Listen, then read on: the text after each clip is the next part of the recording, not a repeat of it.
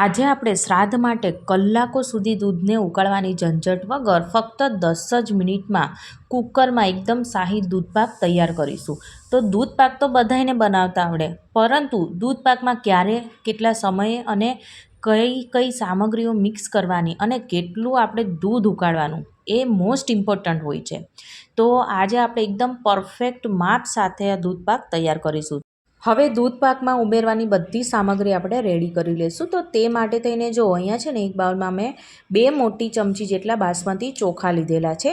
તમે આની જગ્યાએ છે ને બીજા કોઈ પણ ચોખાનો ઉપયોગ કરી શકો છો, પરંતુ બાસમતી ચોખાની પોતાની એક અલગ ફ્લેવર અને સુગંધ હોય છે કે જે આપણા દૂધપાકનો સ્વાદ છે ને 100 ગણો વધારી દે છે. તો આમાં આપણે પાણી નાખી બરાબર વોશ કરી લઈશું, એટલે જે કાંઈ કચરું હશે ને એ બધું આમાં નીકળી જશે. હવે આપણે ચોખાને પાણી નહીં પરંતુ અડધા કપ જેટલું ગરમ દૂધ નાખીને પલાળીશું. આમ કરવાથી શું થશે કે ચોખા છે ને જરા પણ પાણીને એબ્ઝોર્બ નહીં કરે, પરંતુ પાણીની જગ્યાએ દૂધને એબ્ઝોર્બ કરશે. જેના કારણે આપણે જ્યારે ચોખાને બોઇલ કરશું ને તો ત્યારે દૂધપાક બિલકુલ પતલો નહીં થાય, પરંતુ તેના કારણે છે ને આપણો દૂધપાક છે ને ઘાટો અને મલાઈદાર બનશે. નેક્સ્ટ કાજુને પણ જો અહીંયા છે ને મેં ગરમ પાણીમાં પલાળીને રાખેલા છે. હવે એમાંથી આપણે પાણી દૂર કરીશું અને એક મિક્સર જારમાં એડ કરીએ. તો આ મારી સિક્રેટ ટ્રીક્સ છે કે જેનાથી આપણે કલાકો સુધી જે આપણે દૂધ ઉકાળીને દૂધપાક બનાવીએ ને એ નહીં કરવું પડે, પરંતુ આ રીતના પ્યુરી બનાવીને એડ કરીશું ને એટલે આનાથી જ આપણો દૂધપાક છે ને એ ફક્ત 10 જ મિનિટમાં ઘટ્ટ બનીને તૈયાર થશે. અને સાથે આપણે અહીંયા છે ને 1 લીટર દૂધપાક બનાવવાના છીએ, તો 1 લીટર દૂધની સામે આપણે અડધી વાટકી અહીંયા મેં ખાંડ એડ કરી છે અને અડધી વાટકી જેટલું આપણે દૂધ એડ કરી બધી સામગ્રીને આપણે ગ્રાઇન્ડ કરી લઈશું. તો એકદમ ફાઇન પ્યુરી બનાવવાની છે. અને હંમેશા આપણે દૂધપાક બનાવીએ ને ત્યારે ડ્રાયફ્રૂટ્સ છે ને એ પાણીમાં પલાળીને 10થી 15 મિનિટ જેવા ખાસ પલાળવા અને પછી જ આપણે ઉપયોગમાં લેવાના હોય છે. અને તેનું પણ એક રીઝન છે, એ હું આગળ વિડીયો દરમિયાન તમને જણાવીશ. બિલકુલ ઓછા સમયમાં દૂધપાકને તૈયાર કરવા માટે આપણે કુકરમાં જો દૂધપાક ઉભરાઈ ના જાય ને દૂધપાક તળિયે ચોંટી ના જાય તે માટે થઈને તેના તળિયે અને સાઈડ પર જો આ રીતના છે ને ઘી લગાડી દઈશું.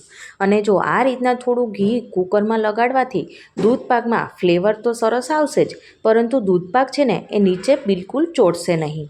અને વળી ઘીના ફાયદા તમને ગણાવું એટલા ઓછા પડે એટલા છે. અને હવે આપણે 1 લીટર દૂધ એડ કરીશું. અહીંયા મેં મલાઈ કાઢેલું દૂધ લીધેલું છે, તો અહીંયા કોઈ ફૂલ ફેટ દૂધની જરૂર નથી. અને વળી મિલ્ક પાવડર, મલાઈ, ક્રીમ અને માવાના ઉપયોગ વગર આજે આપણે આ દૂધપાક તૈયાર કરીશું. તેમ છતાં આપણો દૂધપાક છે ને એ ઘટ્ટ અને ટેસ્ટી બનશે, જેનું કારણ છે આપણે એડ કરેલું ઘી, જે આપણા દૂધપાકને ઘાટો તો બનાવશે પરંતુ તે ટેસ્ટી પણ એટલો જ બનાવશે. નેક્સ્ટ આપણે દૂધમાં પલાળેલા જે ચોખા છે એ અત્યારે જ આપણે એડ કરી દઈશું. સાથે આપણે અહીંયા ચારોળી એડ કરીશું. ચારોળી વગર દૂધપાક છે એ અધૂરો છે, કેમ કે ચારોળી છે એ દૂધપાકની જાન છે. અને હવે આપણે જો આ રીતના છે ને મિક્સ કરી દઈશું અને હવે એક ઉભરો આવે ને ત્યાં સુધી આપણે વેઇટ કરીએ. 2 મિનિટ પછી જો અહીંયા છે ને એક ઉભરો આવી ગયો છે, તો ગેસની ફ્લેમ છે આપણે ધીમી કરી આ રીતના એકવાર ચમચો ફેરવી દઈશું. હવે કુકરનું ઢાંકણ બંધ કરીએ તેની પહેલાં આપણે કુકરનો વાલ, તેની સીટી અને રીંગનો ભાગ છે ત્યાં જો આ રીતના છે ને ઘી લગાડી દેવાનું, કે જેના કારણે આપણે જ્યારે ઢાંકણ બંધ કરી સીટી વગાડીશું ને તો ત્યારે તે ઉભરાશે નહીં. અને હવે કુકરનું ઢાંકણ ઢાંકી કુકરમાં ફક્ત એક જ વિસલ ફૂલ ગેસ ઉપર આપણે વગાડવાની છે.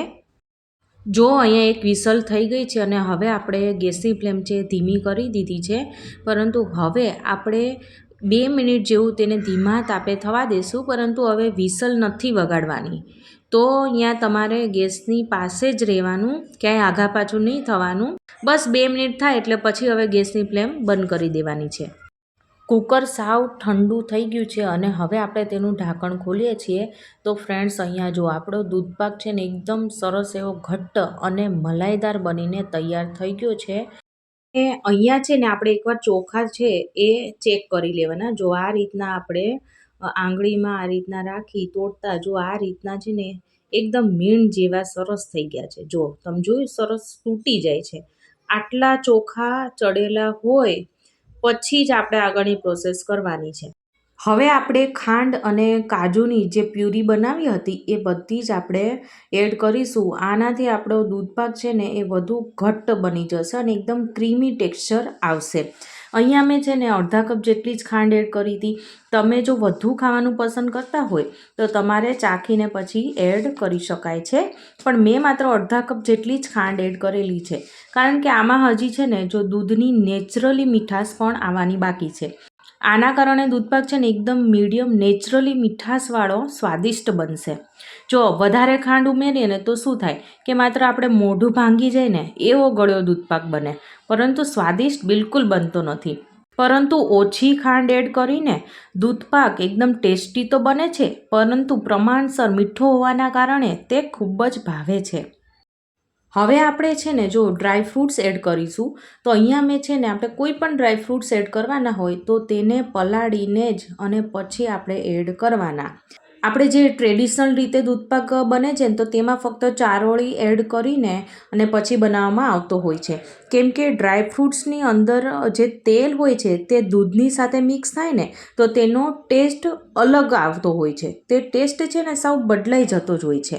માત્ર હંમેશા ડ્રાય ફ્રૂટ્સને છે ને પલાળીને જ એડ કરવાના. તો આ રીતે પલાળીને તેને કટ કરીને પછી જો ડ્રાય ફ્રૂટ્સને દૂધ પાકમાં ઉમેરવામાં આવે ને તો તેનો સ્વાદ નહીં બદલે, પરંતુ દૂધ પાકનો જે સ્વાદ છે ને એ વધારે સ્વાદિષ્ટ બની જશે.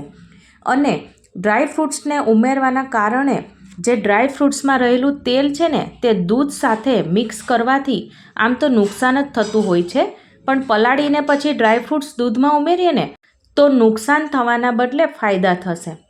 અને હવે અહીંયા મેં છે ને અગાઉથી કેસરને દૂધમાં પલાળીને રાખ્યું હતું, જે આપણે એડ કરીએ, જેનાથી દૂધપાકનો કલર છે ને પીળો આવશે અને સાથે શાહી દૂધપાક તૈયાર થશે અને શરીરને ડબલ ઋતુના કારણે થતા નુકસાનથી પણ તે બચાવશે.